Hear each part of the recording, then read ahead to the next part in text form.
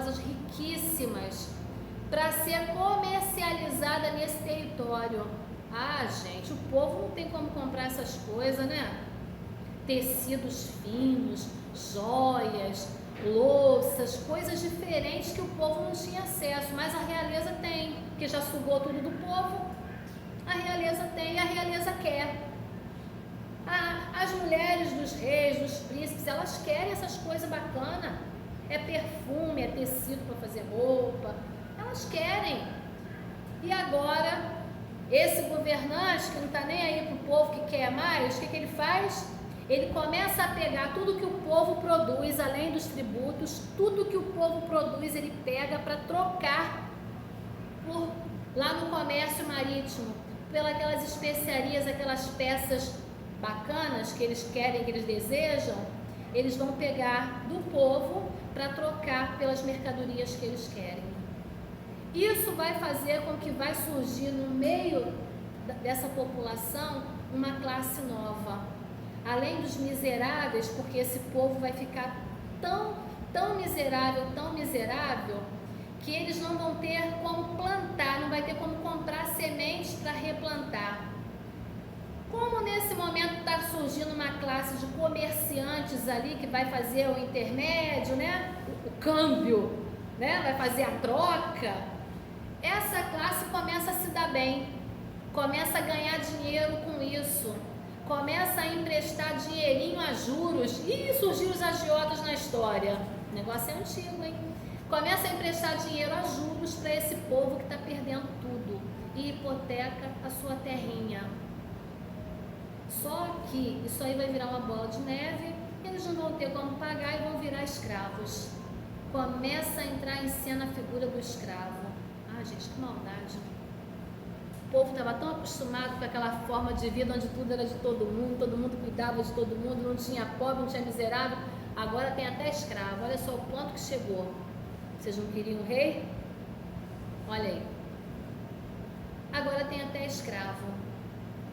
A partir desse momento, esse povo que está nesse território já está exausto. Muita gente vai fugir desse território para fugir dessa opressão do rei. Muita gente vai fugir daqui. E vai descobrir que na nação vizinha nem tudo acontecia as mil maravilhas do jeito que eles pensavam, porque agora eles estão vendo o outro lado da moeda como é que é. Esse povo começa a sair desse território. Muita gente vai desistir, vai embora.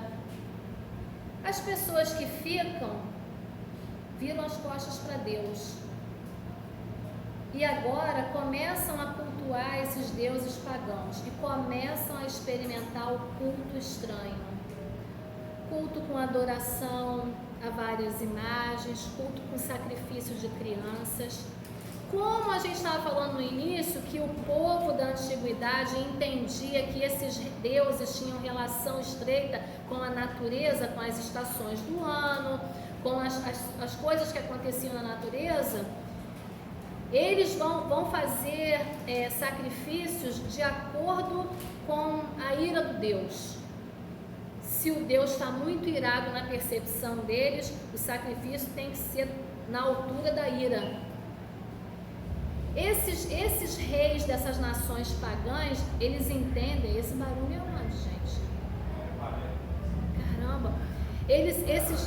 Esses reis dessas nações pagãs, eles vão entender também que existe o culto da fertilidade.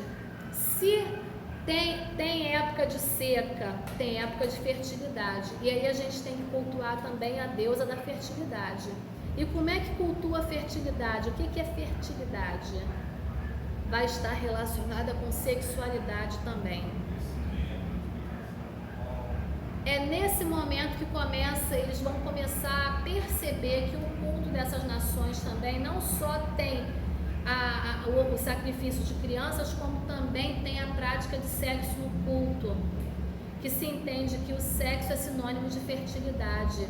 Então, primeiro, quando começa o culto da fertilidade, o primeiro a ter a honra de descer do seu trono e vir para se relacionar com a sacerdotisa tá? Porque é uma sacerdotisa, tem as sacerdotisas cultuais, né, que vão fazer parte do culto.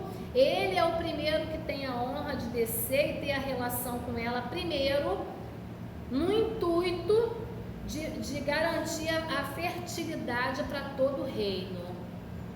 É uma mentalidade estranha, muito misticismo, muito paganismo, mas isso acontece com todas essas religiões pagãs, essas civilizações que estão nesse olhar pagão, todas elas se relacionam dessa forma com seus deuses. E aí depois que o rei tem o privilégio, ele sai e outras pessoas são produtores, são pessoas do reino, também que desejem participar desse culto de fertilidade, terão outras sacerdotisas para atendê-los também. E isso para os hebreus é uma coisa, é uma grande tentação, porque havia tanta questão de fidelidade entre eles, havia um cuidado de você não se misturar com mulheres, não é isso? De outros povos, todos eles precisavam ficar ali no meio deles. Agora eles começam a perceber essa facilidade no meio deles e eles começam a desejar isso também e vão participar disso. É o momento em que o profeta Oséias, por exemplo, Deus chama ele para fazer o quê? Casar com quem? Com Gomer, uma prostituta, né?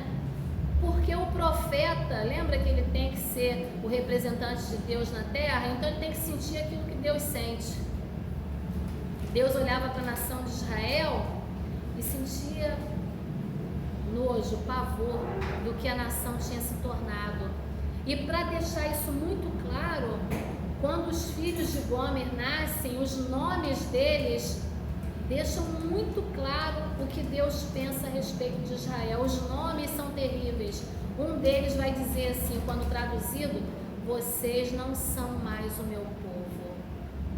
Para você ver a que nível que o povo tinha chegado para Deus falar isso: vocês não são mais o meu povo. Nesse momento, o povo estava tão absorvido na idolatria. Se a gente andar mais para frente um pouquinho, a gente vai ver Isaías também. A gente está falando de um tempo em que o povo tem que manter a estrutura palaciana. O que acontece no tempo de Isaías? Tem aquela famosa Jezabel com aquele marido Acabe, que é o famoso banana, né? Que o Cláudio Duarte fala, né? A mulher abacaxi, o homem banana, que Jezabel traz para dentro do palácio 400 profetas de Baal. Para quem sustentar? O povo. 400 profetas mantidos a pão de ló. Mais à frente um pouquinho, a gente vê quem? Miqueias. Gente, isso é um pouquinho dessa história de Israel, que o tempo todo um aluno falou para mim assim: professora, a senhora falou que o povo, que nós hoje somos muito parecidos com os hebreus daquele tempo, do início, né? A gente está o tempo todo, eles viviam o tempo todo caindo em idolatria, o tempo todo. Até que quando eles chegaram, saíram do exílio babilônico, eles tomaram uma decisão. Não aguentava mais o sofrimento, né? Já tinham passado por 3 cativeiros. Nunca mais a gente vai idolatrar novamente. Realmente nunca mais. Mas até esse momento, por que é que todas as vezes Israel caía sempre no mesmo pecado, sempre caía em idolatria? Porque fixava os olhos nos homens, porque tinha o representante na terra como a pessoa que deveria ser o espelho para eles. E quando esse homem falha, eles voltam as costas para Deus o tempo todo. Não é assim que acontece com a gente hoje? A gente não fica o tempo todo buscando nos nossos líderes, nos nossos representantes, uma figura para a gente poder se espelhar? E aí quando o líder falha, o que acontece? Mete o pé, não quer saber, desiste, desanima, não quero mais ser crente, quero mais saber de igreja. Não quero mais isso, não quero mais aquilo. Não é assim que acontece? É assim que acontece, gente. E aí o aluno perguntou, a senhora está falando que a gente hoje é exatamente igual os hebreus daquele tempo. Mas a gente hoje vive no tempo da graça, não foi essa a pergunta que ele fez? A gente tem o Espírito Santo, Deus fala com a gente, através da palavra, através disso, daquilo. Como é que pode ser igual? Como é que vocês me respondem isso? Não vou dizer o que eu respondi, vou dizer depois. O que vocês falam para mim?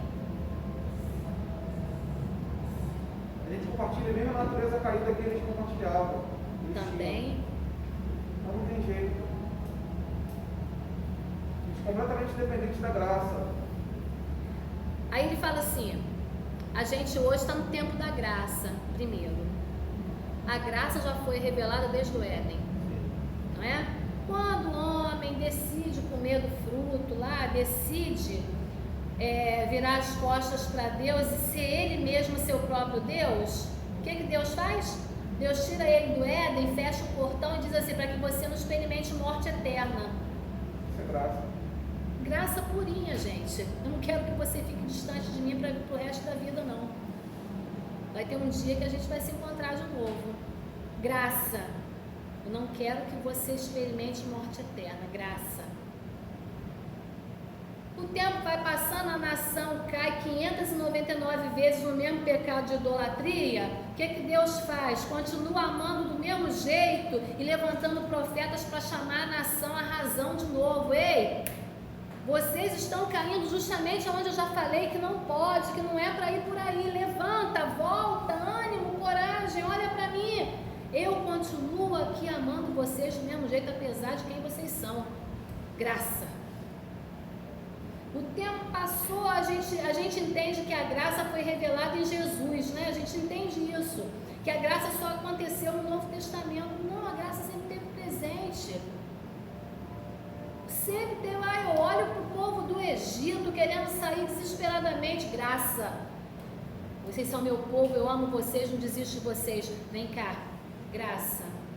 O tempo todo tem graça derramada. Do Antigo até o final, de Gênesis a Apocalipse, tem graça derramada. E a gente continua caindo no mesmo erro por causa dessa maldita necessidade que a gente tem o tempo todo. Deus falava, Deus sempre falou com o homem, sempre. Falava no Éden, andava juntinho ali, para lá e para cá. Falava com Abraão, falou com Moisés, falou com José, falava com todo mundo. Porque Deus fala com a gente, sempre falou. Sempre falou. Nós somos exatamente iguais. Um exemplo, normalmente o ser humano costuma glorificar Deus nos milagres extraordinários. Os milagres que a gente acha, foi a mão de Deus que estava ali. Os milagres ordinários, os milagres mais simples, o simples fato de a gente acordar dos olhos, a gente não consegue contemplar. A gente não consegue ver a mão de Deus nas coisas mais simples. É isso aí. E as coisas extraordinárias, tipo assim, a cura de câncer, você é pelado, mas não morre, aí glorifica a Deus. A gente precisa de algo visível, uma coisa tangível para nossa fé ser alicerçada, ficar mais, né? É isso aí. Você consegue ver Deus na cura de um câncer, mas não consegue ver Deus pelo simples fato de você abrir os olhos de manhã, não é? Você não associa isso, você não lembra. Você não percebe isso, que é uma coisa que acontece o tempo todo, se torna tão natural que isso não chama a sua atenção, não chama a sua razão para isso. Mas quando acontece algo tremendo, gritante, que todo mundo vê, aí foi Deus. A gente é assim o tempo todo, gente. É a nossa natureza caída que dificulta a gente perceber Deus em todas as coisas.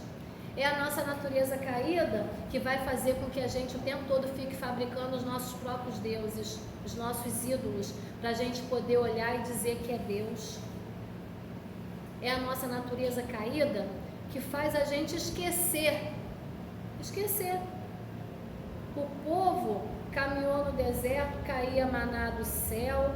Quando estava enjoado do maná, Deus mandava as codornas. Tinha água que brotava da rocha, tinha coluna de fogo, tinha nuvem, tinha mar que se abria. e não era suficiente. É a eterna insatisfação que a gente tem dentro da gente mesmo. É aquele famoso buraco que a gente fica preenchendo, tentando preencher, cavando. É a nossa natureza humana. E Deus nos conhece e entende. É por isso que Ele não desiste da gente. Porque Ele sabe que o tempo todo Ele não vai quebrar a aliança. Ele não vai desistir. Sabe que a gente vai falhar várias vezes, mas Ele continua como lá atrás Ele dizia para o povo: eu não desisto de vocês. Ele continua dizendo a mesma coisa para a gente: eu não desisto de vocês. Essa história de Israel, que começou a ser construída no meio de tantos povos pagãos, que vai influenciar a forma de vida desse povo, vai fazer com que essas pessoas tropecem tantas vezes, mas vai fazer também com que se levante grandes homens no meio deles, determinados a não desistir. O que seria dessa nação se esses homens não fossem levantados no meio deles? Uns profetas com tanto conhecimento, outros sem conhecimento nenhum, que é o caso do Amós. O cara tinha uma simplicidade, não tinha conhecimento, não tinha estudo, mas era um homem de Deus, cheio de Deus, temente a Deus. Exatamente como nos dias atuais, vão se levantar pessoas com tanto conhecimento para trazer a palavra genuína para a igreja, e pessoas com tanta simplicidade que às vezes não sabem nem ler, mas que são tremendamente usadas por Deus para chamar a igreja à razão, chamar de volta para a essência, para o centro da vontade de Deus. Eu entendo também, assim, hoje a vantagem que nós temos hoje para aquele povo, os nossos, o povo de Israel, né? No tempo certo, Deus nos deu o seu filho, né? Que é profeta, sacerdote e rei. E ele, como profeta, ele revela a nova aliança, e como sacerdote intercede por nós. A gente tem essa proximidade da gente não, com Deus, que a gente não necessita mais dos profetas que eram usados por Deus para falar com aquele povo.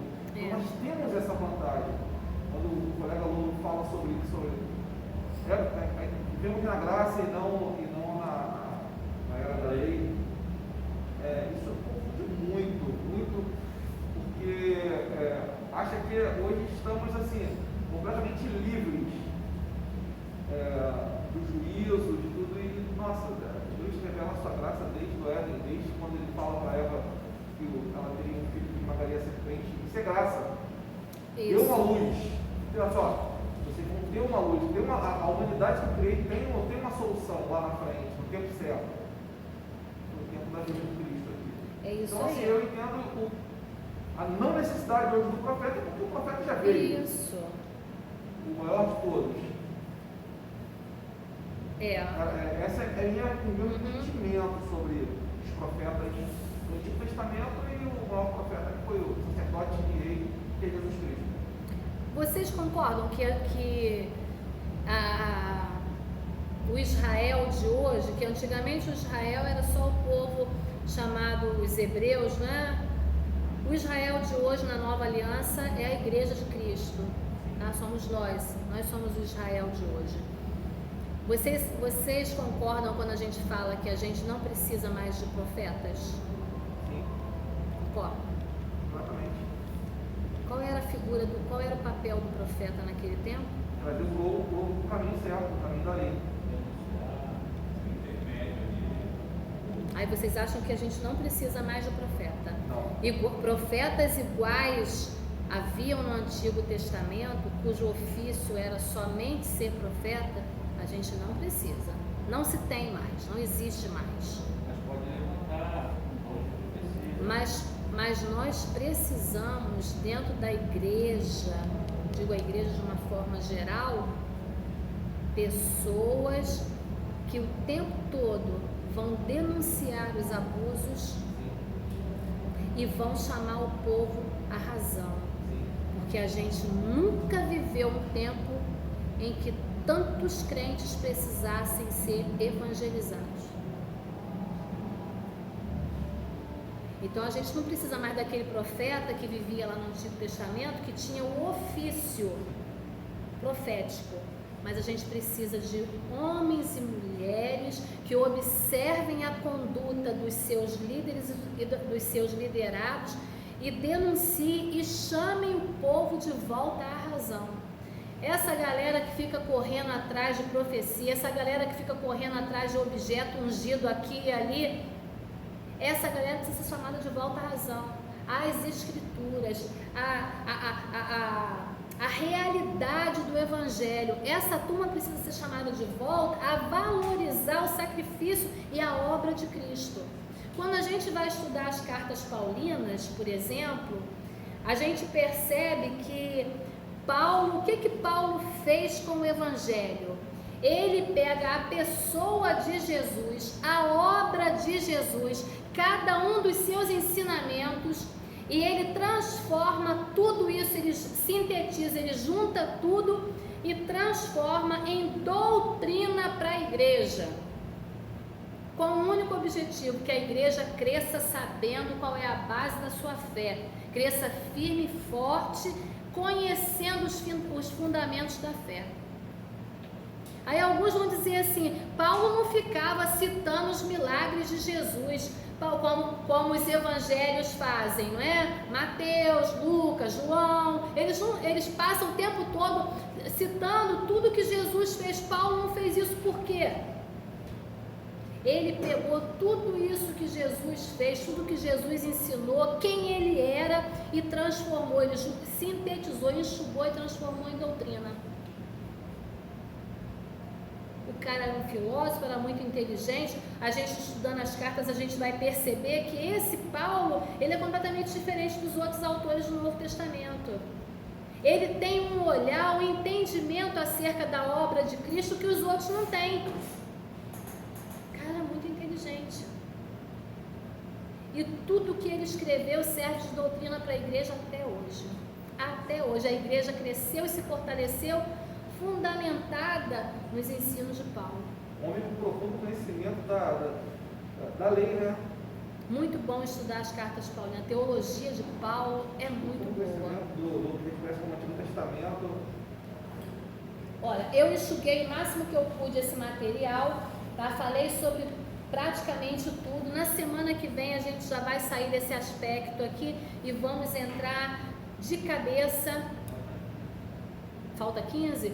Vamos entrar de cabeça na história de Israel. A gente, por enquanto, ficou só comendo pelas beiradas, que nem mineiro, né? Ficou falando do povo que estava em volta, das coisas mais comuns, das características similares a eles.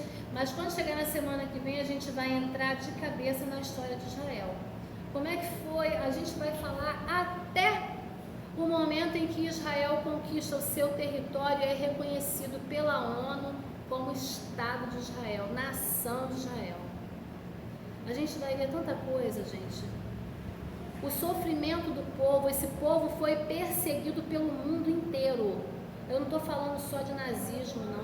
Eu estou falando de todos os lugares do mundo onde havia judeus, havia uma campanha em massa para exterminar esse povo. A gente vai falar assim, ó, ponto a ponto, de tudo que esse povo passou, enfrentou e sofreu até conseguir voltar para o seu território. E continua sofrendo até hoje, né? A história deles é muito bonita e é importante para a gente conhecer, para a gente entender tudo o que aconteceu no Antigo Testamento. As questões de sexualidade da Bíblia, como que a mulher era vista. A gente percebeu aqui que elas tinham um papel quase escravo. Né? Elas tinham um papel praticamente escravo. Não se casava por amor, se casava porque havia um objetivo, um propósito, e o objetivo principal nesse primeiro momento, nesse mundo antigo, era o quê? Procriar. Por isso que era tão importante ter tantos filhos, por isso que era tão importante que os filhos fossem homens, porque tinha que ter homens para constituir exército, para guardar a terra, para guardar as famílias, para guardar as posses. Quando um filho homem nascia, tinha uma festa. Quando nascia uma mulher, caramba, que derrota. A gente vai perceber, por exemplo, no caso de Jefité, que ele vai para a batalha e ele promete para Deus o seguinte, é o famoso voto de tolo, né? Que se ele vencer a batalha, quando ele voltar, a primeira pessoa que vier ao encontro dele, ele vai oferecer em sacrifício, não é isso? Quando ele termina, ganhou a batalha, quando ele vem para casa, quem é a primeira pessoa que vem ao encontro dele? A filha. E aí ele olha para a filha, minha filha, você é a minha desgraça. Por quê? Por 2 motivos. Vai ter que sacrificar a filha. Segundo, a filha era virgem, não tinha casado, não tinha dado descendência para ele ainda. Quer desgraça maior para esse povo? Nesse ambiente de Antigo Testamento, onde era preciso, necessário reproduzir, não vai deixar descendência para esse homem. A descendência acaba ali nele. Eu lembro, acaba ali, né? Acaba ali.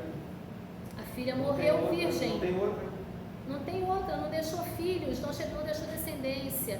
Você é a minha desgraça, meu nome vai ser riscado do mapa. Tamanha a importância. Essas mulheres, algumas vão ter papel fundamental na história. Débora, Hulda, Esther, Raabe. Algumas mulheres vão ter papel importantíssimo na história. Outras vão ser citadas apenas como a mulher samaritana, a mulher do fluxo de sangue. Foram mulheres importantes, mas não tiveram seus nomes citados. Isso vai acontecer com alguns homens também. O centurião de Cafarnaum, que ninguém sabe o nome dele, não é? A história, muitas das vezes, ela não está preocupada em revelar os nomes, mas está preocupada em revelar a experiência de fé. E é isso que a gente precisa perceber. Quando a gente estuda a história de Israel, a gente precisa conhecer o pano de fundo que está acontecendo ali. É por isso que é importante a geografia, para a gente saber exatamente o que está acontecendo. Quando essa mulher samaritana está no poço, a gente já teve uma ideia mais ou menos do que a gente estava falando aqui. Qual a importância do poço? Qual a importância? A gente já entendeu por que é que existe esse poço nesse lugar. Porque em algum momento alguém teve essa ideia brilhante de criar esses canais para abastecer a cidade e criaram esses poços, esses tanques que facilitavam a vida desse povo. Essas mulheres tinham um horário específico durante o dia para ir buscar água. Essa mulher estava sozinha naquele poço, naquele horário, por quê? Tudo isso a gente vai começar a entender quando a gente estuda essa cultura, essa história. Quando a gente vai ler o texto, tem coisas que estão nas entrelinhas que não são percebidas. Só vai se perceber quando se conhece a história e a cultura desse povo. Fechou? Alguém tem dúvidas, perguntas? Acresce, fala aí. O pastor que você comentou, o profeta ou não. Acho que até cada um de nós, de repente, acaba sendo um profeta sem querer. É isso aí. Você fala uma coisa para ela, outra para um profeta. É isso aí. Um negócio que precisava ouvir. É isso aí.